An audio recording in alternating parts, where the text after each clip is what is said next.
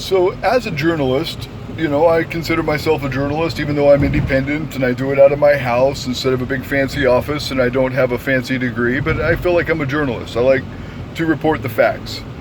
And I am biased, never claim that I'm not. However, I try to be as truthful as possible.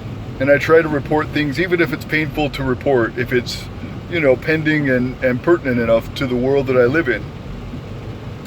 So if something is a lie, if somebody is purporting something and it's just a flat out lie, like this so-called illegal occupation thing in Hawaii, I feel that has, some basis.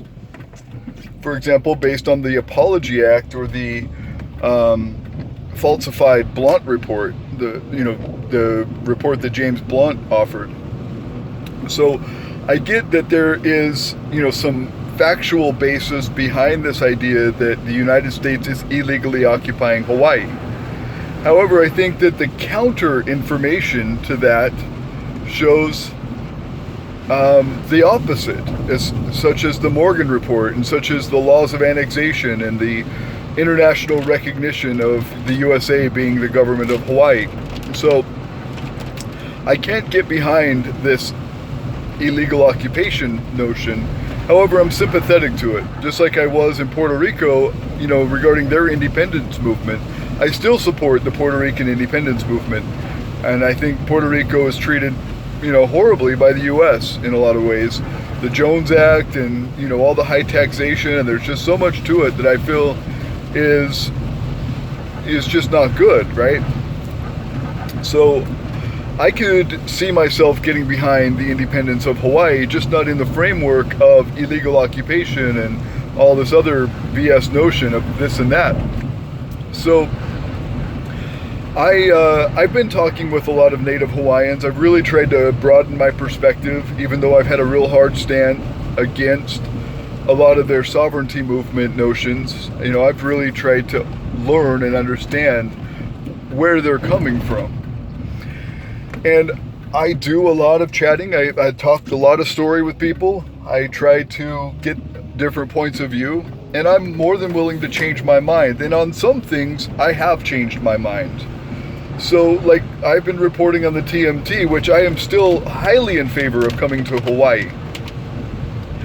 But I have found that the protesters are not just using that to hold Hawaii hostage. They have done that too. Some of them, that's their only goal. I get that, and I don't support that, but I do understand more now. Like, I have learned that the TMT does not have a bond to complete their work. That's a big red flag for me, because as a contractor, my father and I owned Thompson & Sons Construction and Excavation back in the 90s, and when we did big jobs like a house or a sewage line or anything like that, we had to have a bond. Right? We had to get bonded, we had to have liability insurance.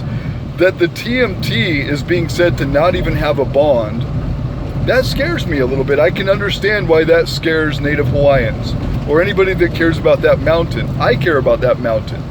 That altitude is what my body acclimates to best. I was born in the Rocky Mountains. I love the mountains. I spent most of my days in the mountains growing up, and I've always spent my days in the mountains ever since I've been an adult. Whether it's in Kings Peak of California, whether it's in Spokane, up in Loon Lake, or whatever, I try to spend most of my time in the mountains. And since I've been to Hawaii, I've spent a lot of time up on Mauna Kea. So I get it. And I have a big earth tattooed right here on my shoulder, and it's important to me to keep the earth clean, and to not leave projects behind that may possibly not get finished.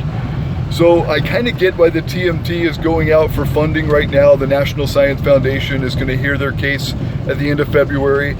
But, I get why it scares people. Now, if we can get over this issue, and maybe if they get a bond, or if they can secure the financing for the full project 100%, then that makes me feel a lot better about it. But I'm still trying to bridge this gap on this sovereignty movement thing. No matter what, that is really painful. That topic is really painful for a lot of people. And I think we need truth, and I think we need reason to be a part of the conversation. So I'm working on that as much as I can. And I've got another project coming up here at the end of February. A small project, but it's something that I've participated in before that's had great effect on bridging gaps and creating conversation. So I haven't released the announcement yet, and I'm not going to until I'm 100% sure. But this is one reason why I didn't enter the political race, is because what my new project is will take much of my time. It did when I did it before. I was running, well, I'm not gonna reveal the data until I'm sure, until I'm 100% on this. I'm not going to reveal any information, but you know, watch out at the end of February. I should be releasing some info on this, and maybe it will help, you know, fix some of the problems, at least create a community of conversation. That's my hope. Mahalo, God bless.